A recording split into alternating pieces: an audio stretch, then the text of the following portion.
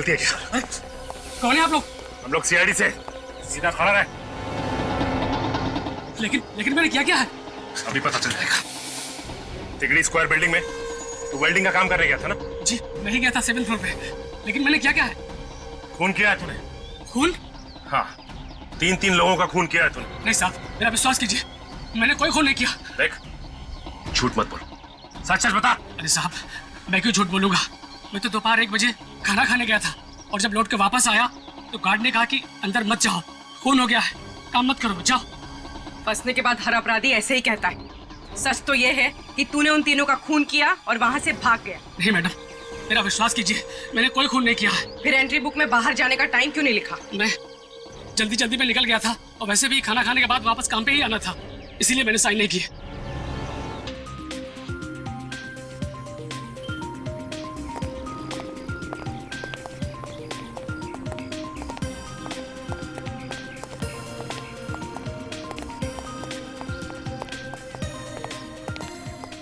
मैंने सब कुछ बहुत ही परफेक्टली प्लान किया है। देख लेना, कल सुबह हमारा नया ऑफिस बहुत ही ग्रैंड तरीके से स्टार्ट होगा। और मैम इतना जल्दी ये सब कुछ कैसे होगा?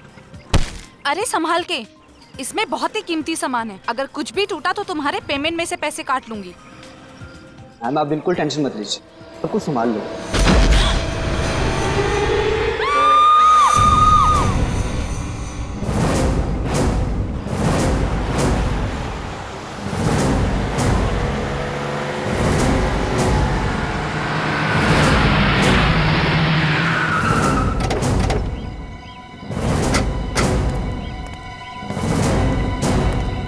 Excuse me, 1 minute.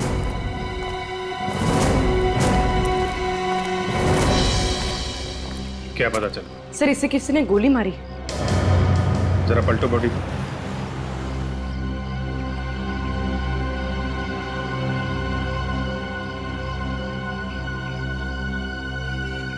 गोली आर पार हो गई है। हाँ सर। किसी ने देखा गोली चलाने वाले को? नहीं सर। अच्छा, गोली की आवाज? नहीं सर, किसी ने आवाज भी नहीं सुनी। गोली चलाने वाले को नहीं देखा, गोली चलने की आवाज नहीं आई, मतलब मारने वाला पूरी तैयारी के साथ आया था, साइलेंसर लगा के मारा है। सर, आदमी ऊपर से गिरा है यहाँ पे। वहां ऊपर से? हाँ सर। किसी ने देखा ऊपर से गिरते हुए? हाँ सर, इन लोगों ने। क्या देखा आप लोगों ने यहाँ पे? सर, मैं यहाँ खड़े होकर अपने असिस्टेंट से बात कर रही थी और अचानक से ये लाश ऊपर से मुंह के बल यहाँ गिरी।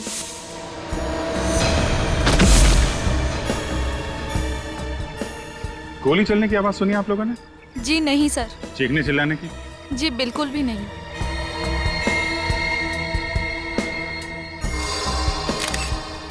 कौन है ये आदमी, आप लोग जानते हैं? नहीं सर। नहीं सर। ये यहाँ काम नहीं करता क्या? I don't think so. नहीं सर।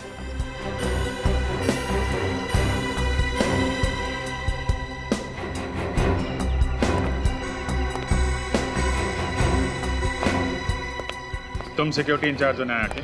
हाँ साहब, मैं ड्यूटी करता हूँ यहाँ। कौन है ये आदमी, कब आया यहाँ? पता नहीं साहब, वो पता नहीं? क्या कर रहे थे यहाँ पे? हाँ? इसकी एंट्री नहीं लिखी क्या? साहब रजिस्टर में एंट्री तो की होगी साहब, लेकिन चेहरा इतना पिचक गया है साहब, पहचानना मुश्किल है साहब। अच्छा, किसी को भागते हुए देखा यहाँ से? नहीं साहब। कोई आईडी वगैरह? सर, आईडी वगैरह तो नहीं है। पैंट के अंदर वाली जेब में ये ड्रग्स का पैकेट है। ड्रग्स का पैकेट? सर ये देखिए।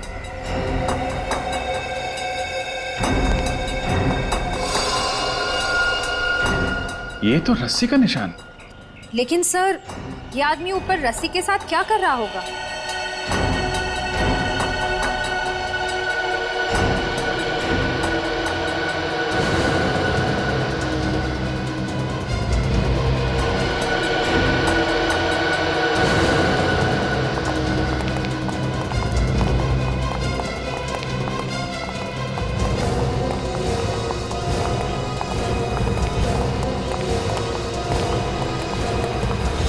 सर, एक और लाश।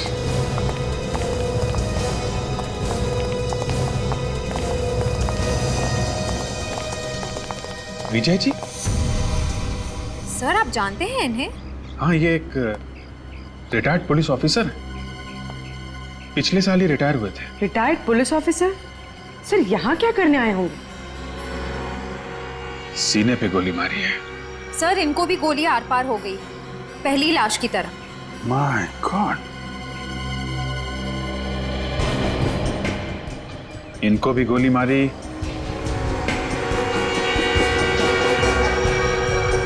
और नीचे जो लाश पड़ी है उसे भी। सर कहीं इन दोनों का आपस में कोई संबंध तो नहीं? संबंध है पूर्वी, संबंध है। ये देखो, इनके हाथ देख रहे हो?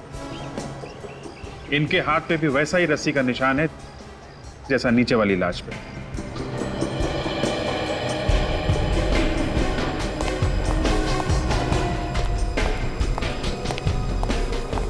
सर, लाश फॉरेंसिक भिजवा दी। माय गॉड, क्या हुआ सर? ये सब क्या हो रहा है?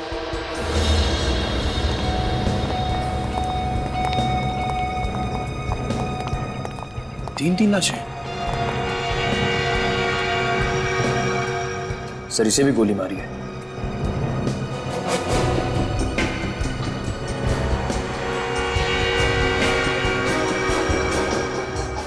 सर एग्जिट वोल नहीं है, मतलब सर गोली अभी भी अंदर है। सर बाकी दो को गोली आर पार हो गई है,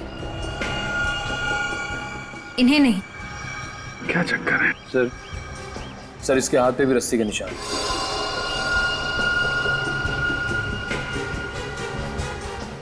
एक बात नोट की तुम लोगों ने? तीनों के हाथ में रस्सी का निशान है, तीनों को गोली लगी है, लेकिन तीनों को गोली अलग अलग जगह पे लगी है। जो आदमी नीचे पड़ा है उसको गोली सीने के निचले भाग पे लगी है, विजय जी को सीने के बीच में, और इस आदमी को गले में। 3 गोलियां 3 अलग अलग जगह पे। सर हो सकता है खूनी 3 अलग अलग लोग हों। हो सकता है, मगर कितनी अजीब बात है, 3 खून हुए हैं यहाँ पे और किसी ने भी खूनी को देखा नहीं। इधर आओ। जी साहब। इन्हें पहचानते हो? साहब ये तो विक्रम जी हैं। विक्रम जी? कौन है ये? इनका ऑफिस नीचे ही है। नीचे ही ऑफिस? जी। निखिल, इसके साथ जाओ और ऑफिस में से किसी को लेके आओ यहाँ पे। सर आइए।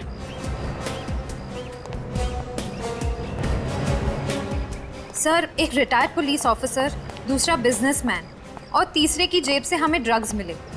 ये तीनों टेरेस पे क्या कर रहे थे? सर शायद ये विक्रम ड्रग्स लेता हो और दूसरे आदमी से खरीदता हो, जो शायद एक ड्रग डीलर हो। हम अगर एक retired police officer Vijay ji ये यहाँ पे क्या कर रहे थे?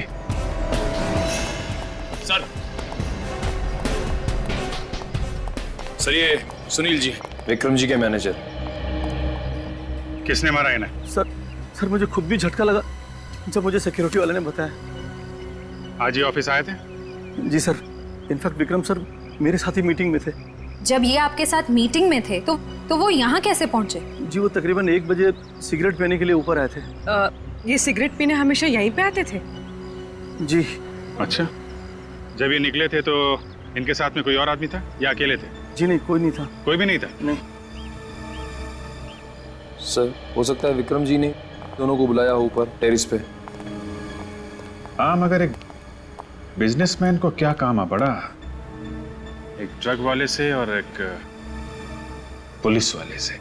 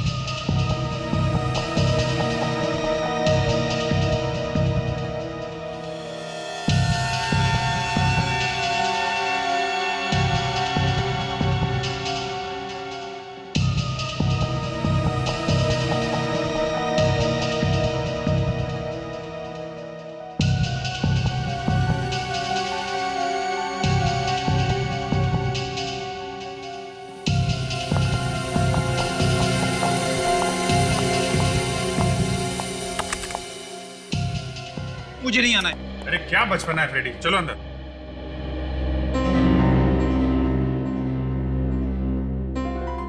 मैं नहीं आऊंगा, मुझे नहीं आना है। अरे नाराज होने से क्या फायदा है यार। बात कर लेते हैं डॉक्टर साहब से। क्या हुआ? आज फ्रेडी सर के मिजाज क्यों खराब है? अब क्या बताऊं तारिका जी, ये डॉक्टर साहब, इनकी वजह से हो रहा है सब। क्या डॉक्टर साहब, क्या कह दिया आपने? फ्रेडी को अंदर आने के लिए तैयार नहीं है। कमाल करते हो यार, मैंने क्या कह दिया भाई? ए फ्रेडी, यहाँ इधर इधर, कम कम।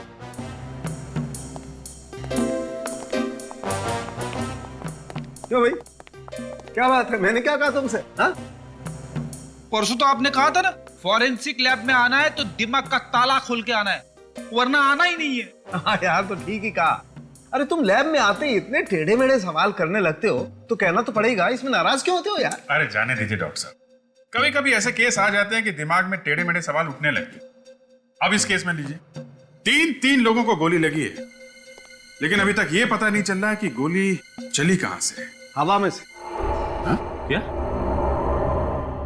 हवा में से? हाँ, और इन तीनों की मौत एक ही गोली से हुई है। क्या? एक ही गोली से? हाँ अभिजीत, तीनों को एक ही गन से और एक ही बुलेट से मारा गया है। हवा में से गोली चली, एक गोली से 3 लोग मर गए। तीन लोग मर गए। अरे ये कैसे हो सकता है सर? फिर आप कहेंगे कि फ्रेडी टेढ़े मेढ़े सवाल पूछता रहता है। अरे नहीं फ्रेडी, एक बार तो वाकई इस सवाल ने मेरी भी खोपड़ी घुमा दी थी, लेकिन बाद में दिमाग लगाया और घाव को अच्छी तरह से देखा तो समझ में आया। घाव देख के? क्या क्या समझ में आया? हमें भी तो समझाइए। मैं बताता हूँ। ये देखो, इसके घाव को देखो। इस आदमी को गोली यहाँ सीने पर लगी है। वो तो साफ दिखाई दे रहा है। अरे यार, पहले पूरी बात सुन लेनी चाहिए सचिन। हाँ, अगर ये दिखाई दे रहा है तो ये भी तो दिखाई दे रहा होगा कि इसे यहाँ सीने से काफी ऊपर गोली लगी। और ये देखो, इस आदमी को गोली गर्दन पर लगी। तो ये अभिजीत, ये तीनों लोग एक ही लाइन में खड़े हुए थे, आगे पीछे। और ये पहला वाला आदमी खूनी से करीब 1.5 से 2 फीट की दूरी पर था और खूनी ने गोली नीचे से चलाई, यूं। लो, फिर से बम फोड़ दिया। अरे डॉक्टर साहब, मेरा नहीं, फ्रेडी का तो ख्याल करो। साफ साफ बताओ, कहना क्या चाहते हो? मैं जो कहना चाहता हूं वो आप लोगों को दिखाता हूं। आइए फ्रेडी, आजा।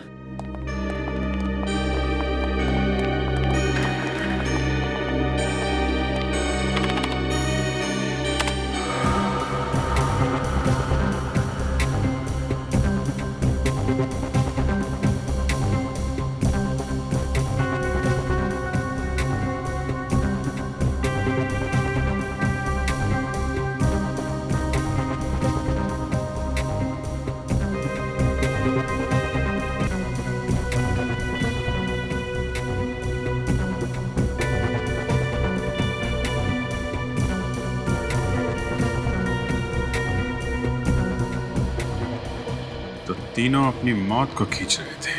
सर, मेरी समझ में ये नहीं आ रहा है कि उन तीनों मरने वालों का आपस में कनेक्शन क्या है? फ्रेडी एक एक्स पुलिस ऑफिसर विजय है, दूसरा बिजनेसमैन विक्रम, और तीसरा वो आदमी जिसके पास से हमें ड्रग्स मिले थे। तीनों के तीनों एक साथ उस बिल्डिंग के छत पर थे। क्यों?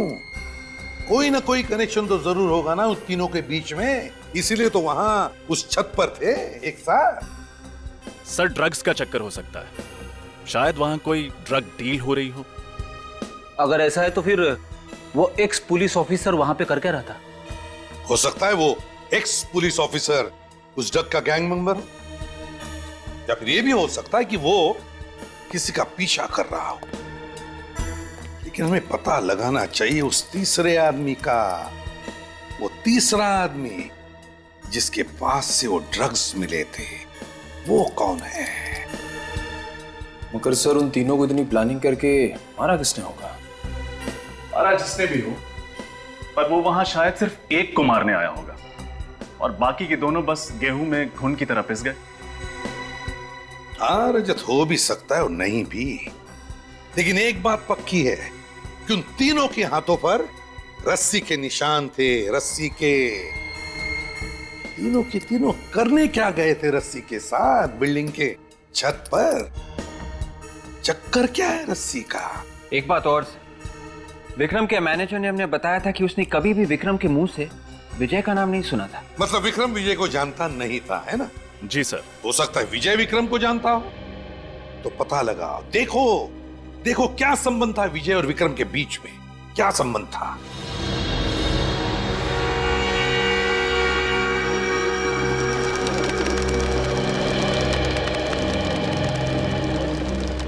डॉक्टर सारुंखे ने बताया था कि पहले आदमी को खूनी ने 2-3 फीट की दूरी से गोली मारी है, और वो भी नीचे के एंगल से।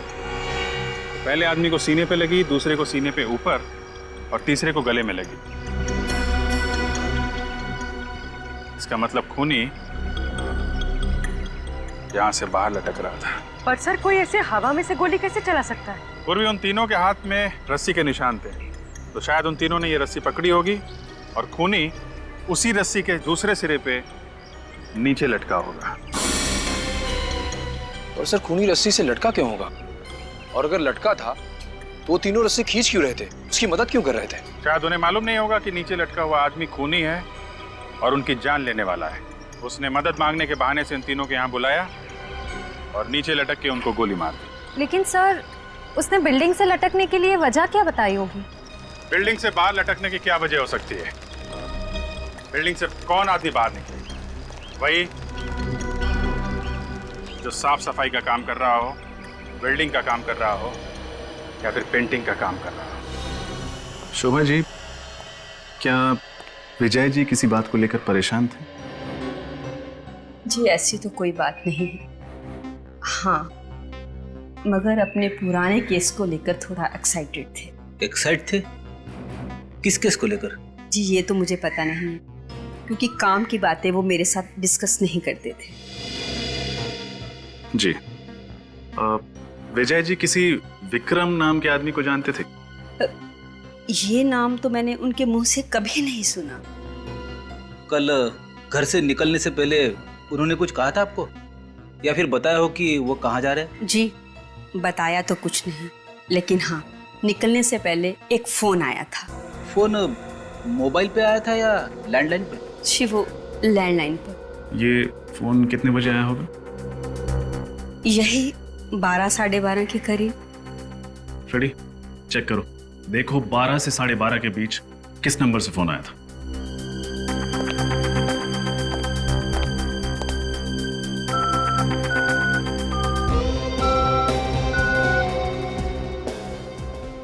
सर 12 और 12:30 के बीच सिर्फ एक ही फोन आया था। कोई लैंडलाइन नंबर है? फोन करो उस लैंडलाइन पे, देखो कहाँ का नंबर है। यस।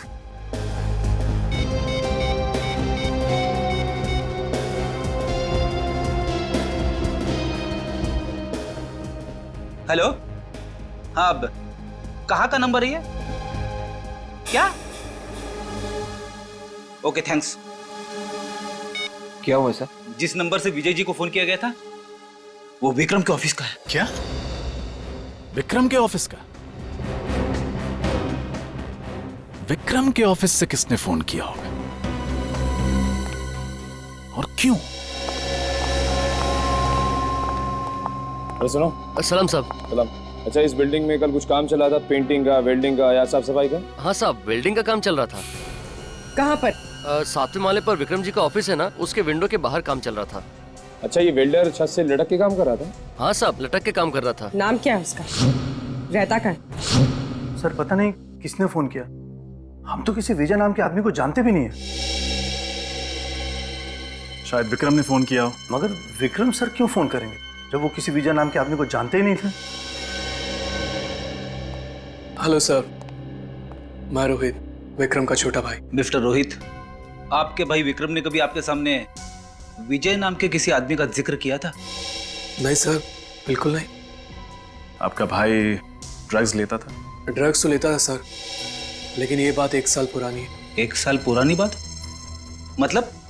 दरअसल 1 साल पहले एक हादसे की वजह से भाई ने ड्रग्स लेना छोड़ दिया था। हादसा? कैसा हादसा? एक प्लेन क्रैश हुआ था और उसमें भाई भी था। किस्मत अच्छी थी कि उसमें से 2 लोग बच निकले, एक भाई और एक औरत। एक्चुअली सर, जिंदगी ने विक्रम सर को एक और मौका दिया।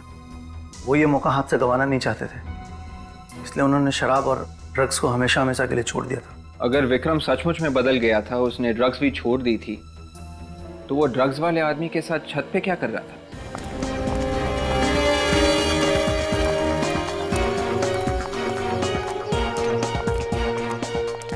सर,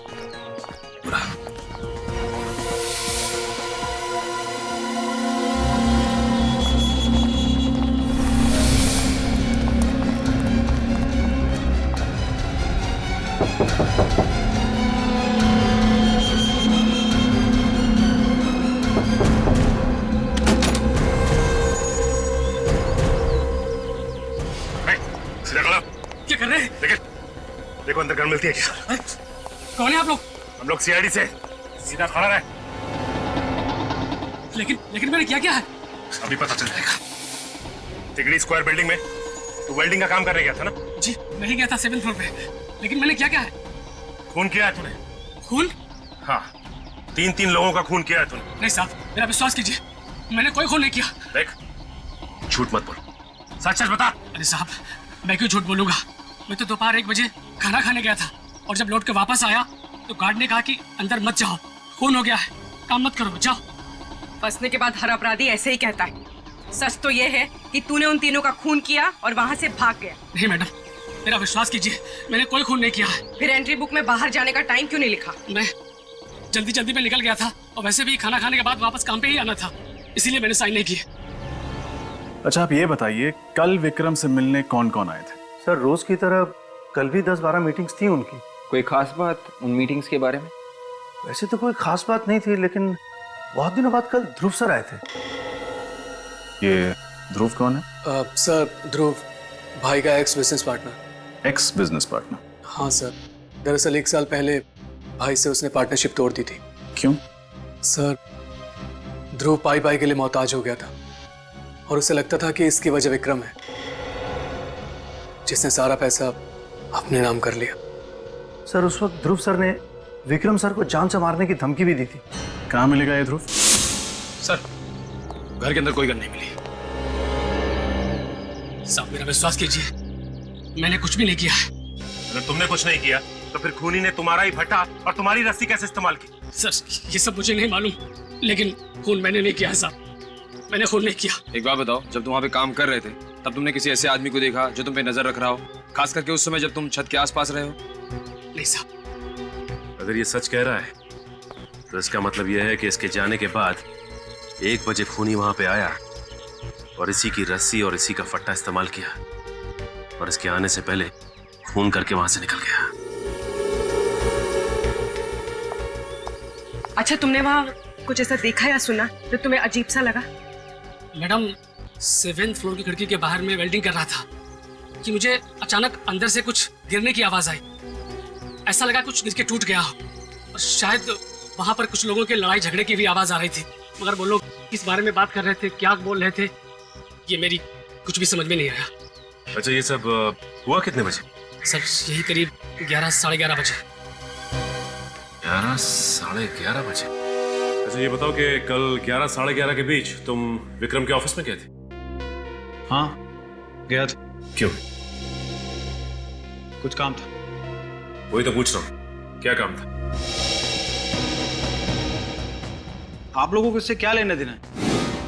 लेना देना है मिस्टर, इसीलिए तो पूछ रहा हूँ, क्या काम था? आप लोग तो दादागिरी कर रहे हैं मेरे साथ। ये दादागिरी नहीं मिस्टर ध्रुव, शराफत से पूछ रहे हैं, बता दीजिए। कुछ पर्सनल काम था। देखिए, ये घुमा फिरा के बातें करना बंद कीजिए और शराफत से वो बताइए जो हम पूछ रहे हैं, क्योंकि अगर हम दादागिरी पे उतर आए ना तो तोते की तरह बोलना शुरू कर देंगे आप।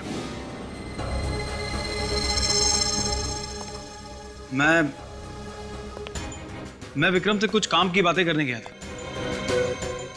बात करने गए थे या जान से मारने की धमकी देने गए थे?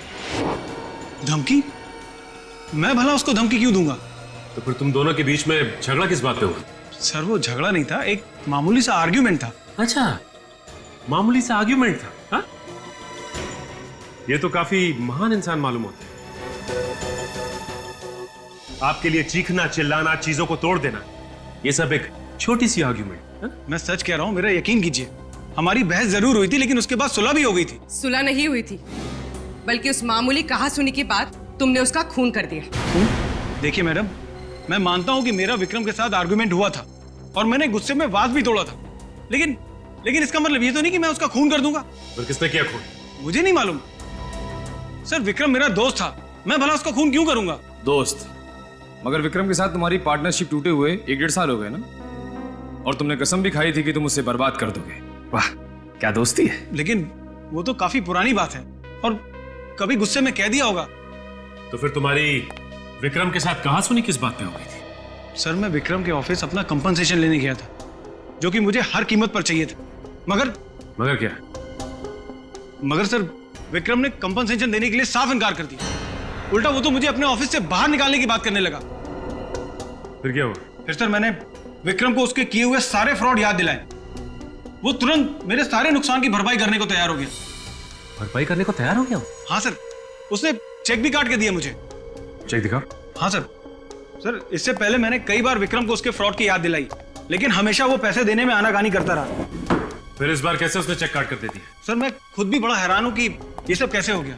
कहीं विक्रम बदल तो नहीं गया? ये देखिए सर, विक्रम के साइन भी है। ये भी तो हो सकता है कि ये चेक तुमने विक्रम से जबरदस्ती लिया। सर, अगर जबरदस्ती करनी होती तो काफी पहले कर चुका होता। अच्छा, कल दोपहर 1 से 2 बजे के बीच में तुम कहाँ थे? मैं एक बिजनेस मीटिंग में था।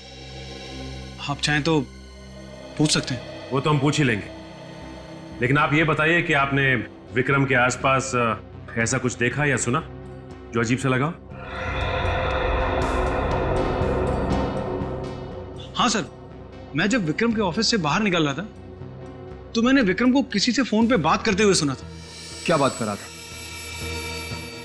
सर, वो बड़ी टपोरी लैंग्वेज में बात कर रहा था। लेकिन वो बात किससे कर रहे थे? किससे? भीकू नाम के किसी आदमी से बात कर रहा था।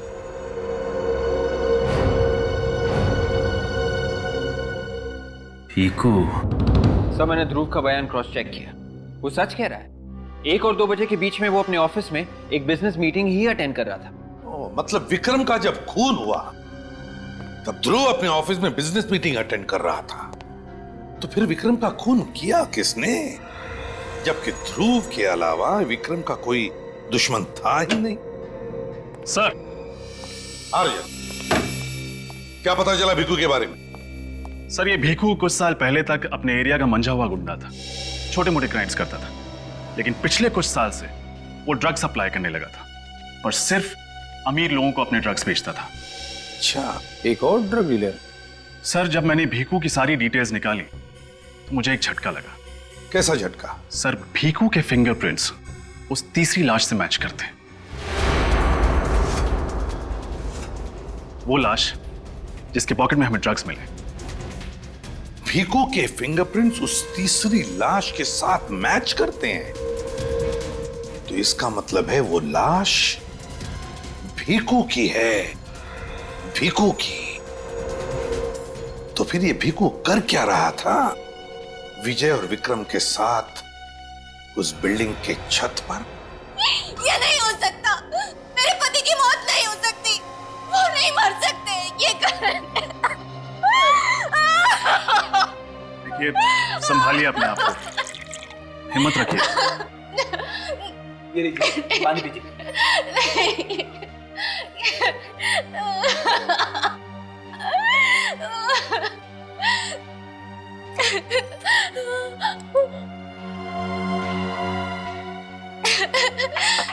किसने मारा मेरे पति को? कौन है? कोई नहीं, मैं उसे नहीं छोड़ूंगी। देखिए, हम भी ढूंढने की कोशिश कर रहे हैं कि खूनी कौन है। आपने कभी विक्रम का नाम सुना? जी नहीं, मैं विक्रम को नहीं जानती। देखिए, प्लीज ध्यान से सोचिए। आपके पति भीकू ने कभी भी विक्रम के बारे में जिक्र किया था? जी नहीं। आप कम से कम ये तो जानती होंगी कि भीकू ड्रग्स का धंधा करता था। जी, ड्रग्स का धंधा करते थे। पिछले 7-8 महीने से वो एकदम सुधर गए थे। सुधर गए? अब ये अचानक कैसे सुधर गया भीखू? जी वो ड्रग्स डीलर की जिंदगी से बहुत तंग आ गए थे। तंग आ गया था या कोई और बात थी? जी वो तो मैं नहीं जानती कि कोई और बात थी या नहीं, मगर उन्होंने मुझसे कहा था कि अब हमें ये सब करने की कोई जरूरत नहीं है, इसलिए। क्यों? ऐसा क्या मिल गया था भीखू को जो वो गलत धंधे छोड़ने को तैयार था? उन्हें हर हफ्ते एक अच्छी खासी रकम मिल जाती थी जिसमें हम लोग आराम की जिंदगी जी लेते थे। अच्छी खासी रकम, वो भी हर हफ्ते? कहाँ से आते थे ये पैसे? जी वो मुझे नहीं मालूम, पर वो हर हफ्ते एक पैसों का पैकेट लेकर आते थे। पैसों का पैकेट? ये पैकेट होंगे आपके पास? जी। जरा दिखाएंगे कैसे हैं ये पैकेट? जी। भीखू जैसे आदमी को अचानक इतने सारे पैसे मिलना, कहीं ऐसा तो नहीं कि उसने ड्रग्स का धंधा छोड़ के कोई और गलत काम शुरू कर दिया हो सकता है विवेक। चोर चोरी से जाए, हेरा फेरी से नहीं।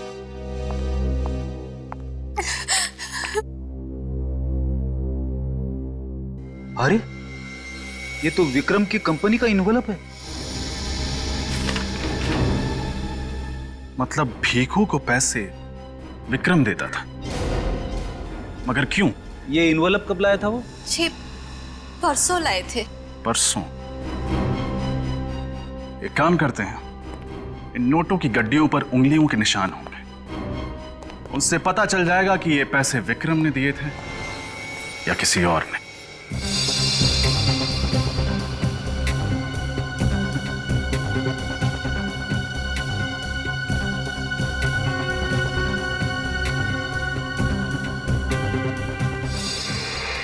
ये क्या? नोटों के बंडलों के ऊपर रघु की उंगलियों के निशान?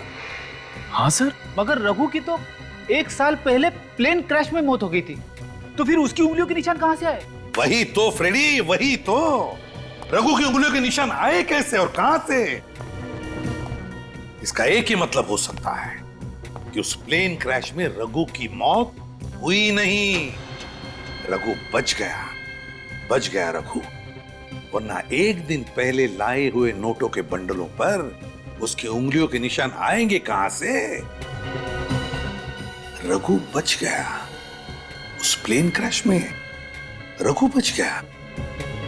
लेकिन उस प्लेन क्रैश में विक्रम भी तो था। उस प्लेन क्रैश में विक्रम भी तो था ना, वो भी तो बच गया था। हाँ सर, उस प्लेन क्रैश में 2 ही लोग बचे थे, एक औरत और दूसरा ये विक्रम। एग्जैक्टली, वही तो। कैसे? मेरा तो दिमाग घूम गया सर। अब उस प्लेन क्रैश में सिर्फ एक आदमी बचा था।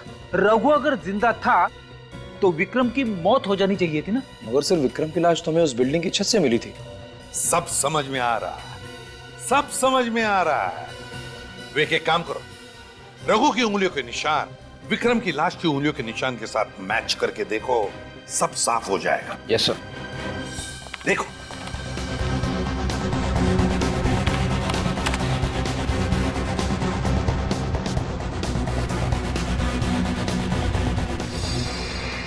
Sir perfect match.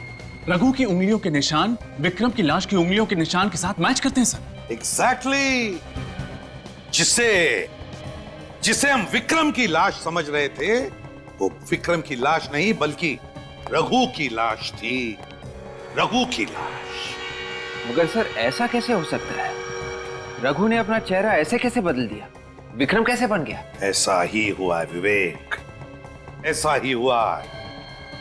बस उस हॉस्पिटल में जाकर पूछताछ करो जहां पर इस प्लेन क्रैश के पैसेंजर्स को एडमिट किया गया था। वहीं पर विक्रम और रघु के चेहरे का पर्दा हट जाएगा और वहीं पर दूध का दूध हो जाएगा और पानी का पानी। डॉक्टर साहब, पिछले साल जो प्लेन क्रैश हुआ था उसके घायल पैसेंजर्स और डेड बॉडीज की देखरेख आप ही कर रहे थे? जी हाँ सर, मैंने और मेरी टीम ने की।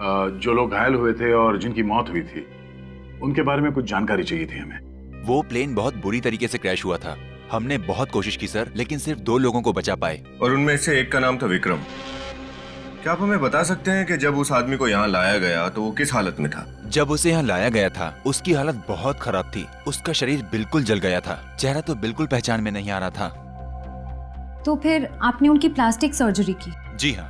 डॉक्टर साहब, आपको इस बात का यकीन कैसे हुआ कि जिस आदमी का आप लोग प्लास्टिक सर्जरी कर रहे हैं वो विक्रम ही है? हो सकता है वो कोई और था जिसे आप लोग विक्रम समझे। उस क्रैश के वक्त यहाँ पर 100 से ज्यादा लोगों को लाया गया था और सबकी हालत बहुत खराब थी और हमारे पास टाइम कम था, इसलिए हमने पेशेंट की पहचान उनके सीट नंबर से की। उसी से पता चला कि वो विक्रम है और उसकी तस्वीर की मदद से उसका चेहरा ठीक किया। जानकारी के लिए बहुत बहुत शुक्रिया। Thank you doctor. You welcome. Sir एक बात समझ नहीं आई, रघु को विक्रम का चेहरा तो मिल गया लेकिन उसके घर वालों ने उसके हाव भाव, उसकी आदतों से कभी पहचाना नहीं कि विक्रम नहीं कोई और है। हो सकता है रघु विक्रम को अच्छी तरह से जानता हो, इसलिए बड़ी आसानी से उसका हमशक्ल बन के उसकी जिंदगी जीने लगा। हमें यह पता करना चाहिए कि रघु और विक्रम इन दोनों का आपस में क्या कनेक्शन था।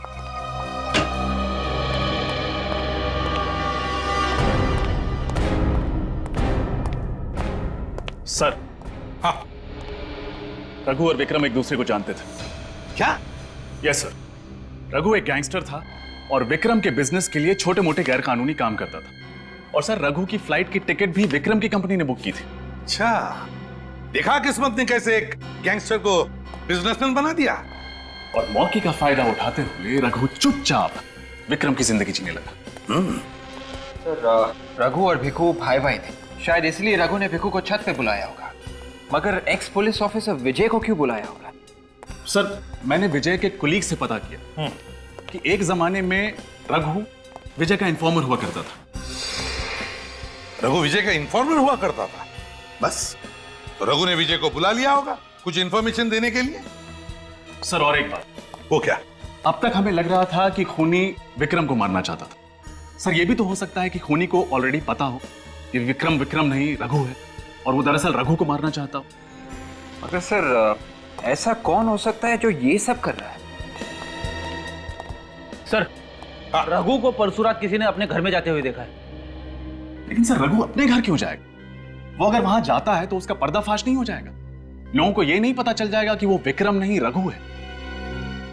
रजत, जरूर इस रघु के घर में कोई ऐसी चीज छुपी हुई है जिसे मिलते ही रघु का पर्दाफाश हो सकता है। लेकिन क्या हो सकती है वो चीज?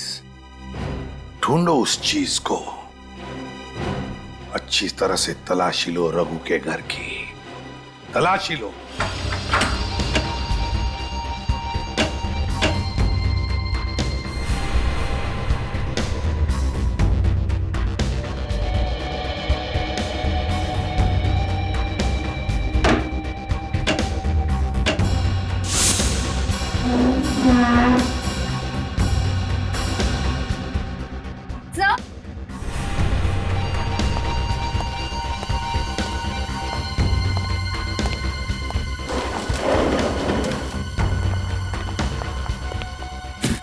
सर इतने बड़े पैकेज में क्या हो सकता है? खोल के देखते हैं।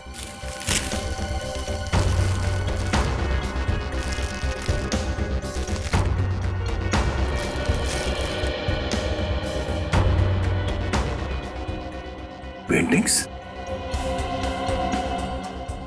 काफी महंगी पेंटिंग्स है ये। इतनी महंगी पेंटिंग्स ये रघु के पास कहां से आई? रघु तो अभी विक्रम बन के घूम रहा है ना। और सर अब उसके पास इतने पैसे हैं कि वो ये पेंटिंग्स आसानी से खरीद सकता है। हम अगर रघु ने ये पेंटिंग्स यहाँ पे छुपाया क्यों? अगर ऐसा होता तो अपने घर पे सजा के रखता। इनसे फिर पता कैसे चलेगा कि ये पेंटिंग्स इस रघु तक कैसे पहुंची? एक आदमी है जिसे मैं जानता हूँ, वो बता सकता है इन पेंटिंग्स के बारे में।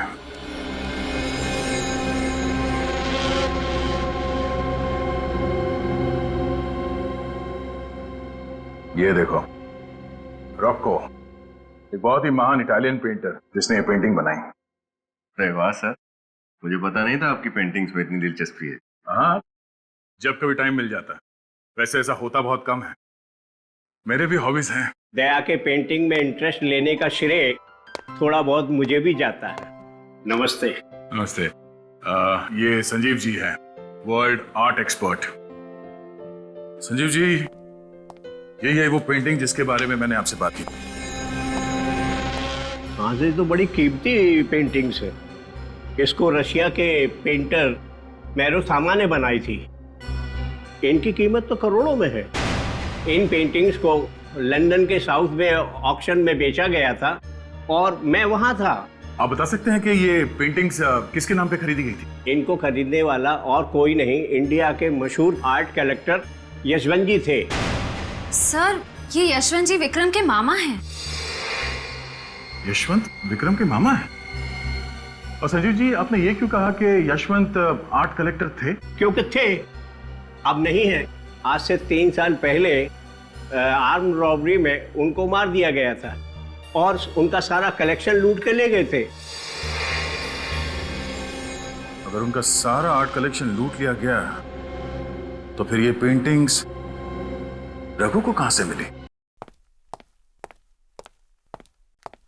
सर, विक्रम के चाचा यशवंत के घर से जो पेंटिंग चोरी हुई थी, उनका मर्डर हुआ था, उस केस की फाइल।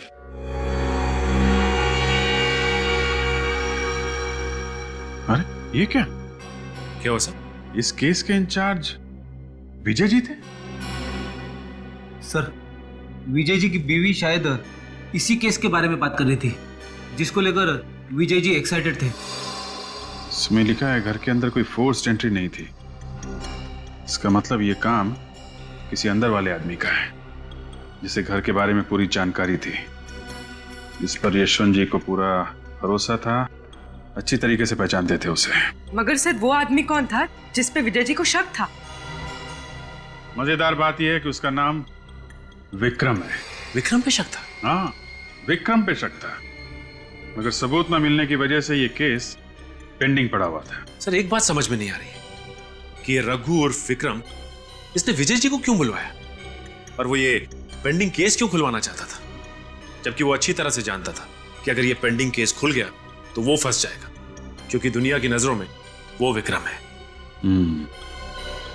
इसका मतलब रघु को पता चल गया था कि असली खूनी कौन है, यशवंत जी का खून किसने किया और किसने वो पेंटिंग चुराई। वो चाहता था कि असली खूनी पकड़ा जाए, जिसकी वजह से विक्रम का नाम इस केस से साफ हो जाए, रघु बाकी की जिंदगी आराम से गुजार सके विक्रम बन के। सर, यशवंत जी का खून किसने किया और वो पेंटिंग किसने चुराई? कोई ऐसा आदमी जिसे मालूम था कि विक्रम विक्रम नहीं, रघु है। ओह डार्लिंग, अभी तक तुमने मुझे पहचाना ही नहीं। यू नो व्हाट, सांप का कांटा बच सकता है, बिच्छू का कांटा बच सकता है, लेकिन मेरा यू जस्ट डोंट वरी, तुम्हें घबराने की कोई जरूरत नहीं। और फिर तुम तो जान हो हमारी, सारे रास्ते साफ हो चुके और अब जल्द ही तुम हमारी दुल्हन बनोगी और इस सारी जायदाद। सर, आप यहाँ? हाँ, वो शादी का तोहफा देना था। तोहफा? कैसा तोहफा सर? खुद ही देख लो। सर, ये तो वही पेंटिंग है जो मेरे मामा यशवंत के घर से चोरी हुई थी। हाँ, रघु के घर से मिली, उसी ने चुराई थी। Thank you sir. सर, मेरे भाई के कातिल का पता चला? हाँ, पता चल भी गया है और नहीं भी। मतलब ये कि हम जानते हैं खूनी कौन है, पर हम चाहते हैं कि वो खुद ही सब कुछ उगल दे। कौन है सर? किसने मारा मेरे भाई को? शायद तुम। मैं भला अपने भाई का खून क्यों करूंगा सर? भाई को नहीं, रघु को तो मार ही सकते हो ना। अपने अंकल यशवंत को मार सकते हो।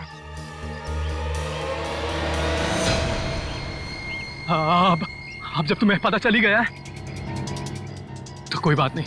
पागलपन छोड़ो, गन नीचे करो। मैं खुद को गोली मार लूंगा। ठीक है, तुझे मरने का इतना ही शौक है तो मार ले अपने आप को गोली। हाँ, वैसे भी तुझे फांसी तो चढ़ना ही है, 4 खून किया तुमने। मार गोली अपने।